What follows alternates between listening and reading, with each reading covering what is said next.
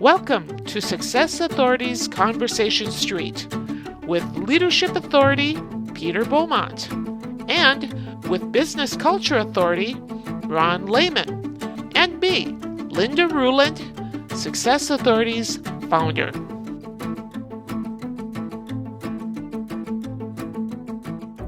My background has always been around finance and entrepreneurship. And so I've started a number of businesses. And even when I started my career, when I went into Northland Securities, I was an entrepreneur.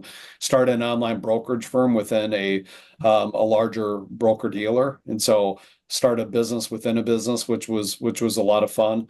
But the catalyst to my whole career trajectory has been around working with entrepreneurs and really seeing and understanding how small businesses don't get all the capital and support that they need to grow profitable, successful businesses. It was very jarring as a young person because I thought Wall Street would be well set up to like capitalize and finance these businesses across the board, but I realized how disconnected Wall Street was from Main Street. And so that was a big catalyst to starting Hill Capital Corporation about 12 years ago. That's when we kind of got the idea going, and then we fully launched it in 2018. To date, we've invested in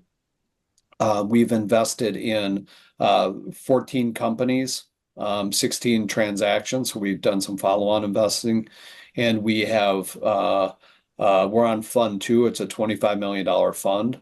And so we're investing $500,000 to $1 million per company.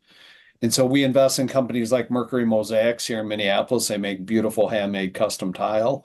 My wife knows her they're good friends. My wife's very good with Mercedes. Yeah. So that's a great example of companies we invest in. And then there's a lot of stuff that people that we invest into that would be more commonplace with capital providers like us, where it's tech enabled and software and so forth. But so that's a little bit of the kind of the context and the background to kind of together the background that's not as readily available on LinkedIn. But my whole interest and passion is around helping entrepreneurs understand how to build a valuable business. And how to think about properly capitalizing growth and how to support themselves and bring in an ecosystem, a community to help them build and grow. That's interesting because I do that from the sales, marketing, leadership side. You do it from the finance side. So, and by the way, reference to Mercedes is a good one, because I remember the first meeting I went to, she was under misapprehension that she was sitting on a panel as opposed to doing the speaking. Do you remember that? As opposed to doing the speaking part. And so she got up and she went, I thought I was doing the panel, but anyway, and then presented this wonderful portrayal of the business. And I was sitting watching her and texting my wife, say, do you know this person? Because Shelley doesn't do the commercial stuff. She's an artist. A lot of them are commissions or what, rather than the commercials that Mercedes gone into, but they know each other very well and our studios are close. And she said, yes, that's Mercedes. She's a great friend of mine. So I went up to her after she came off and I said, Shelley sends her best. And she went, Shelley Beaumont? I said, yeah, she's my wife. So it's funny. It's such a small world. That's awesome. Yeah. That's fun to be able to connect those dots. So I think one of the things that impresses me, Patrick, about those meetings and just generally the way you guys go about things is the amazing loyalty you have. You're not just helping them with money. There's a real genuine, and partnership is a very trite word that's overly used in my view, like relationships. But you have genuine relationships and partnership. How does that, how do you create that? What's behind that? Is that the secret sauce, or is that just genuinely the way you guys are?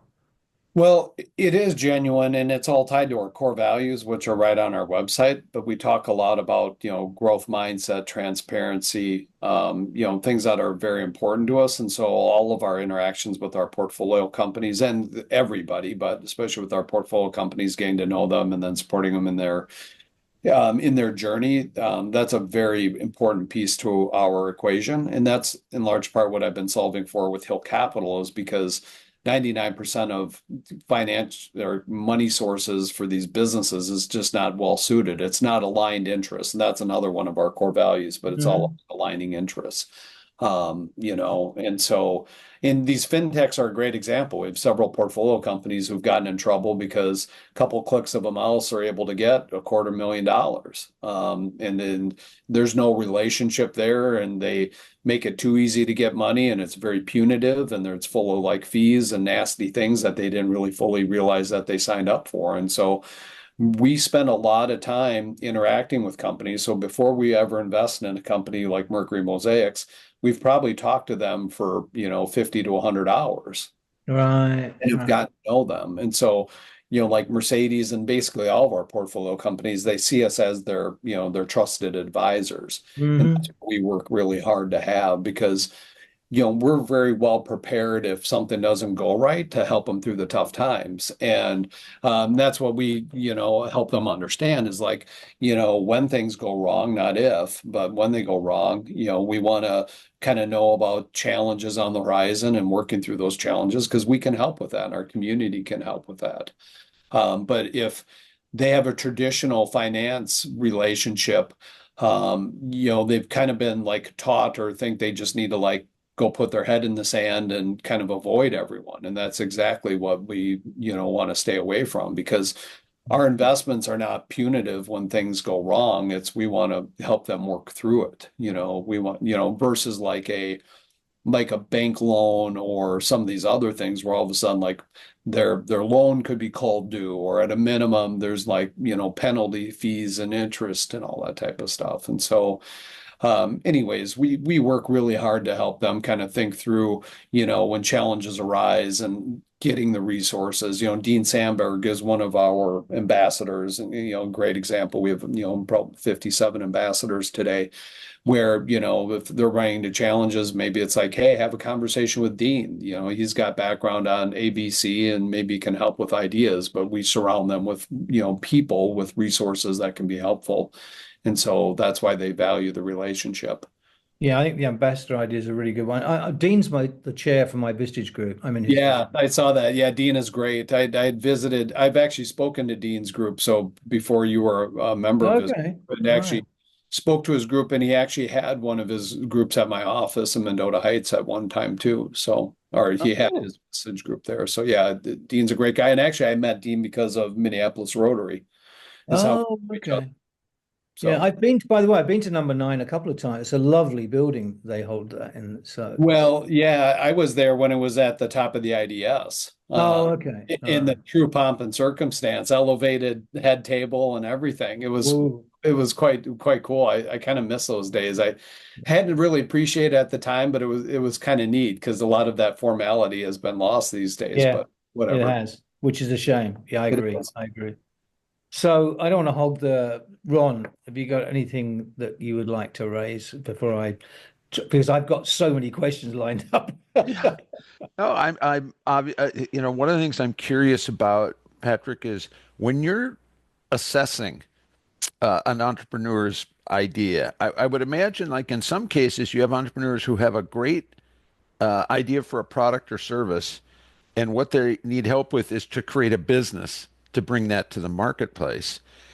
And then you may have others who have a great idea for a business, but they have to figure out the product or service. Is that Sure. is that an accurate assessment of kind of some of the things that you encounter? I definitely encounter it, but to be crystal clear, we don't invest in those types of businesses with Hill Capital. Hmm. We're investing in businesses like Mercury Mosaics that have a couple million in revenue and are looking to double and triple revenue. That's Okay. our bread and butter. So with anybody that's more concept phase versus execution phase, that's how I think about the continuum. And what you're Hmm. talking about is concept phase. That's why I started and support 1 million cups, where entrepreneurs can come in and, pitch their idea. And we are sponsors and support Generator and their G Beta program. So we would point them to accelerators. EO Minnesota has a version of an accelerator program to help them like learn and understand stuff. So Okay. those are why we're big supporters of those other resources in the community.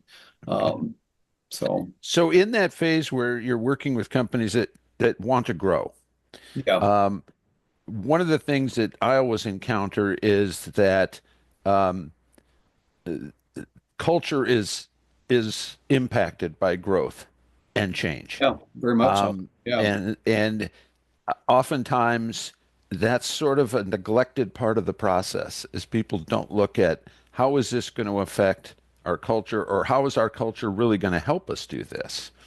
Is that something that you work with your that you work with your clients on? We we don't, other than we may talk about, those things and how their team is doing and so forth. But I mean, the entrepreneurs of the businesses are really the ones that are very much, heads down, and the ones that are executing day to day. Our interaction is, really with the founder, and to the extent that they've got a CFO or another executive that's kind of like part of their, key leadership team, that's who our interaction is with. Mhm. But from what I've seen, I mean, you're spot on. It's a large issue and a challenge that, not many people ever really think about or acknowledge until it's, frankly, too late. Mhm. Mm. But, when they're in growth phase, growth is extremely dangerous. And you're thinking about it, and correct to think about or talk about it from the culture side, but it's very dangerous on the finance side. It's dangerous and difficult on the marketing side. There's a lot of change, and a lot of times that's when companies are losing money, because they're investing in that growth, and growth is very expensive. And so in large part, they're just trying to keep the wheels on the bus, in my experience. Mhm. Yeah. Yeah, that's certainly my experience as well. It's as you said, they think about it when the problems start to arise, Right. and it's very difficult to address at that point. Yeah. Yeah. That's why that's why what we talk about is rational growth. So when we get to know companies, we tell them we're very interested in rational growth and Mhm. investing in supporting rational growth, versus like traditional venture capital is very interested in, and they need a company that can really have that hockey stick type of growth. Mhm. We don't do that. That's why traditional venture capital funds are well set up for that. But it's either go big or go home. And it's a whole different type of mindset. We Yeah. look at rational growth where, Mercedes said, it's like, okay, over 3 to 5 years, I want to double, maybe triple revenue, and this is what it can look like. Mhm. And that's a better fit for our business model. Yeah. So did you, that's interesting. So Patrick, because you're for, it's almost a niche you found. Was that accident or did you go for that? I No, I mean, really went for it. I mean, that's why we created Hill Capital Corporation. So on our website and on our materials, we talk about a capital gap that exists in the right, marketplace. And right. so in Mercury Mosaics falls squarely into that, Yeah. Yeah. business model that she can't get all the money that she needs from the bank, and she can't get the money from traditional VC or angels because it's not sexy enough, big enough growth. And Yeah. so that's where it's a massive, massive market. And we designed Hill Capital to really invest in and support that space. Okay. No, great. I just wonder because sometimes the best accidents happen, but you suddenly find it when you've cast a net and you go, wait a minute, here's a niche here. Okay. Yep. I want to reference your book, which we got front and center, which I referred to earlier. And in that, believe it or not, I've done a bit of research on that. You refer to magnetic vision.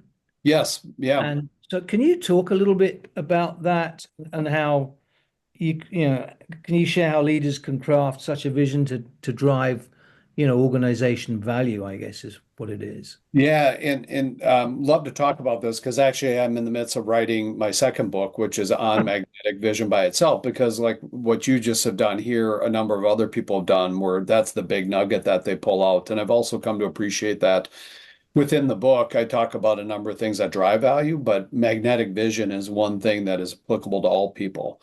And Hmm. also, by the way, Peter, I'm actually going out and starting to speak back to speak with groups about magnetic vision just by itself, because it actually goes beyond entrepreneurs or just finance, because it's very important as individuals to build value in their own lives, to have Hmm. a magnetic vision. And so I'm on the cusp of like talking to Rotary clubs and others about that as well, just because it helps me think through the kind of the finality of writing the book, if you will. So just to plant that seed.